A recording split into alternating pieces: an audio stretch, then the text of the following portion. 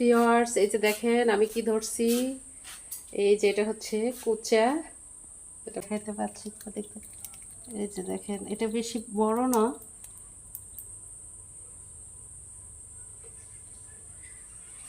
এই যে মাছগুলোর সঙ্গে এই যে এটা পড়ছে, এটা এখন মারা গেছে অবশ্য। খায় তাদেরকে দিয়ে দিব।